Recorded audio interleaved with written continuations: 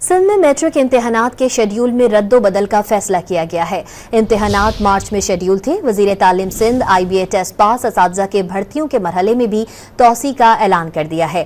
मजीद जानते हैं don news के नुमाइंदे सैयद वसीम से। जी सैयद वसीम, बताइएगा। जी बिल्कुल, सिंध में मार्च से मैट्रिक के इम्तिहानात के जो शेड्यूल है उसमें रद्दो-बदल का फैसला किया गया है। मंगल को महकमा तालीम की एग्जीक्यूटिव कमेटी के अहम इजलास जो है वो तलब कर लिया गया है। तजवीज़ है कि मार्च में सिर्फ प्रैक्टिकल मुनक्किद करवाए जाएं और बकिया इम्तिहानात ईद के बाद मुनक्किद करवाए जाएं। ये तजवीज़ जो है वो वज़ीर तालीम की जानिब से दी गई है और ऐन मुमकिन है कि तजवीज़ के ऊपर अमल दरामद करते हुए सिंध में मार्च से मैट्रिक इम्तिहानात को जो है वो उसका शेड्यूल तब्दील कर दिया जाएगा। जी सैयद वसीम अपडेट कर रहे थे, आपका शुक्रिया।